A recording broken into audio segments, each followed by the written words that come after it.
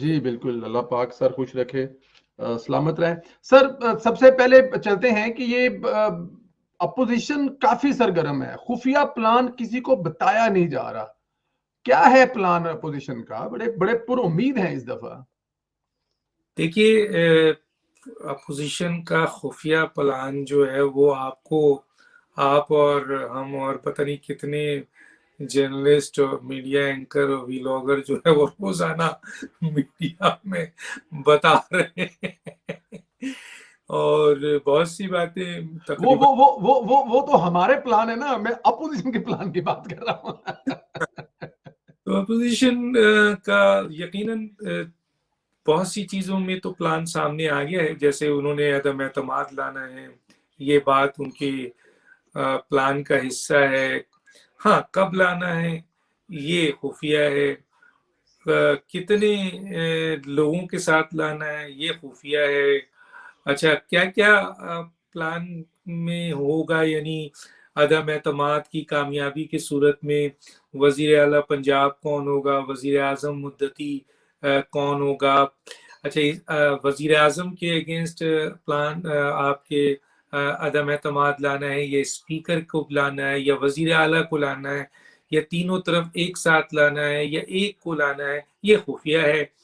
अच्छा, कामयाबी की सूरत में मुद्दती वजीर आजम कौन होगा, और कितने दिनों के बाद असम्बली डिसॉल्व कर दी जाएगी, और आपके इस मुद्दती वजीर आजम में अहम तरीन ओहदा किसके पास होगा, वजारत किसके पास होगी, पंजाब का वजीर आला कौन होगा, इत्तेहादियों का इसमें कितना रोल होगा, अपोजिशन की अपनी सियासी जमातों का कितना रोल होगा, और इस जो मुद्दती वजीर आजम है वो कितने दिनों बाद असम्बली डिसॉल्व कर देंगे और फिर इलेक्शन में चले जाएंगे। तो ये मेजर सीधे। इसके अलावा आपके लॉन्ग मार्च है 27 को पीपल्स पार्टी का, और 23 मार्च को पीडीएम का। हालांकि पीडीएम और पीपल्स पार्टी इस वक्त एक एजेंडे पे काम कर रहे हैं कि मौजूदा हुकूमत का खात्मा हो मुल्क की बका के लिए, और आवाम को उनके बुनियादी सहूलियात को मुयसर आने के लिए। तो इस बुनियाद पर जो लॉन्ग मार्च है उसमें तजाद है, बाकी तमाम चीजों में कह रहे हैं कि तय पा चुके हैं। अब रही बात जो सबसे इम्पोर्टेंट है, वो ये है कि जी आखिर इतने दिन क्यों हो रहे हैं, ये एक सवाल है। मुलाकातें हो रही हैं, अपोजिशन की भी हो रही है, जहांगीर तरीन से भी हो रही है, 14 साल बाद परवेज इलाही से भी मुलाकात हुई, चौधरी शुजात से भी हुई। इसके अलावा एमक्यूएम कर रही है भाग भाग के, तो उसके जो, और उसके बावजूद अभी डिले हो रहा है, और बागी अराकीन की भी बात की जा रही है। कोई कह रहा है 180 अफराद हो गए, कोई कह रहा है 187 है, कोई कह रहा है 200 अफराद हैं।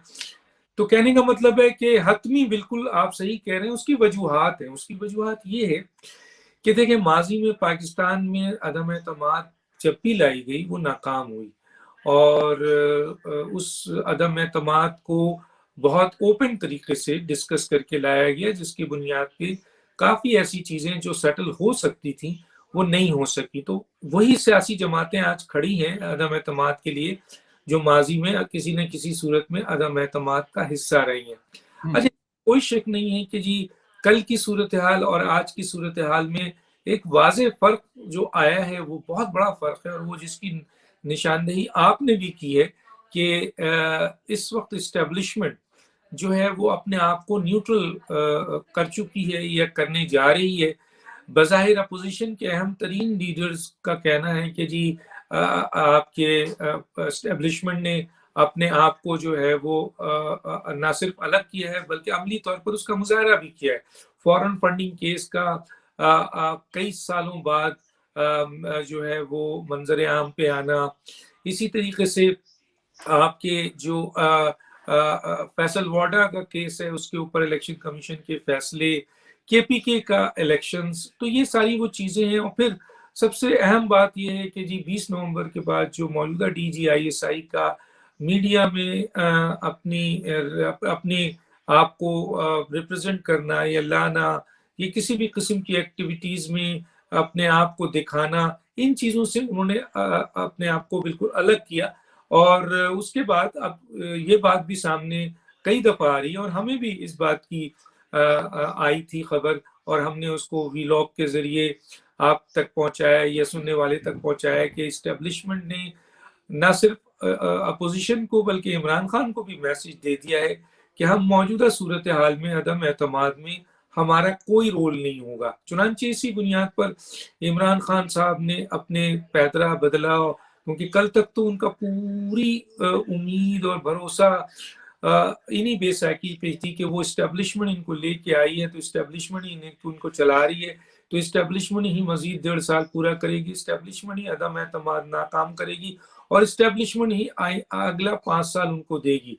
अच्छा, कल तक उनके पास शुरू के 6-8 महीने में जब उन्होंने पहली दफा आपके अमेरिका का दौरा किया था, तो उस वक्त उनके पास 2 इस्टेब्लिशमेंट सपोर्ट में थी, एक ट्रम्प की सूरत में इंटरनेशनल इस्टेब्लिशमेंट, और दूसरा पाकिस्तान की इस्टेब्लिशमेंट, जिसका वो जिक्र खुद अपने मुंह से करते थे कि हम और फौज एक पेज पे हैं, और इससे हमारी फौज को काफी नुकसान पहुंचाया गया। लेकिन अब जब उनके पांव से सभी जमीन निकल गई है, और उनके वज़रा और इमरान खान साहब मुख्तलिफ किस्म की गुफ्तगू आपके सामने ला रहे हैं, बातचीत कर रहे हैं, जिससे अंदाजा हो रहा है कि अब वो ऑल्टरनेट कुछ सोच रहे हैं। जैसे वो अवाम में गए, मंडी बहाउद्दीन में उन्होंने अपना एक जो है वो लोगों को अट्रैक्ट करने की कोशिश की, हालांकि पूरी मरकजी हुकूमत और सूबाई हुकूमत और तमाम मराहतों का इस्तेमाल करने के बावजूद वो मंडी बहाउद्दीन में कोई वाज़े आपके लोगों को जमा ना कर सके। तो चुनांचे ये है कि जी अपोजिशन बिल्कुल उसको एक एडवांटेज अभी ये है, क्योंकि जैसे मैंने कहा कि उसको माजी का एक्सपीरियंस है, इसलिए वो जो है अपने आप को बहुत एहतियात से लेके चल रहे हैं, और वो चाह रहे हैं कि नंबर ऑफ गेम्स बिल्कुल सही हो और सही वक्त पर जो है वो अदम एतमाद लाया जाए, ताकि नाकामी की कोई सूरत ना हो। इसमें कोई शक नहीं है कि अगर इस मौके पे अदम एतमाद नाकाम होता है, तो इस इमरान खान के लिए बहुत जाहिर है ग्राउंड बहुत बढ़ जाएगा, और अपोजिशन के लिए बड़े जो है वो मसाइल सामने आ जाएंगे। अब बहुत सारी बातें सामने आ गई हैं, बहुत सी बातें आखिरी वक्त तक छुपी रहेंगी, और यकीनन वो 3-4 अहम तरीन लोगों के दरमियान है। देखिए, अदम एतमाद कब लाएंगे, किस तरह लाएंगे, क्या लाएंगे, ये यकीनन 3 बड़ों को तो जरूर पता होगा। एक आपके मौलाना फजल रहमान, एक नवाज शरीफ, और एक आसिफ अली जरदारी। बाकी जो लोग उनको सपोर्ट कर रहे हैं उनको सिर्फ बताया जाएगा, जिस तरह एमिनेज और लोगों को ये कहा गया है कि आप रिजाइन करें और 48 घंटे के अंदर मुल्क में रहें, और ये सारी चीजें आ रही हैं, लेकिन जो सही सूरत हाल है कि नंबर ऑफ गेम कितना है, कब पेश की जाएगी और किस हद तक पेश की जाएगी। बाकी रही इस्टेब्लिशमेंट का सवाल, तो इस्टेब्लिशमेंट न्यूट्रल है, उसने साबित भी किया है, उसकी ये बातें सामने आ चुकी हैं जिसका जिक्र मैंने भी किया है। और पीएमएलएन और पीडीएम उस वक्त तक अदम एतमाद में कभी नहीं जाती जब तक कि उसे ये पूरा यकीन ना हो जाए कि इस्टेब्लिशमेंट न्यूट्रल है। उसको यकीन हुआ है या यकीन दिला दिया गया है, तभी पीएमएलएन यानी नवाज शरीफ साहब और मौलाना फजल रहमान साहब अदम एतमाद में आए हैं, वरना वो कभी नहीं आते, क्योंकि उनको ये पता है कि ये बैटल प्लेस उनका है ही नहीं। ये बैटल प्लेस अगर 342 अरकान भी पीडीएम के साथ खड़े हो जाएं, तब भी अगर इस्टेब्लिशमेंट ने इस बैटल प्लेस पे अपनी जंग लड़नी है, तो फिर बहुत मुश्किल हो जाता अपोजिशन के लिए एतमाद का वोट लाना। बिल्कुल ठीक है। ग्रीन सिग्नल की आप बात कर रहे हैं कि वो ग्रीन सिग्नल अगर मिल गया तो ठीक है, क्योंकि ग्रीन सिग्नल के बगैर वो शायद हकान अब्बासी साहब ने कहा था 10 दफे लेके आए तो कामयाब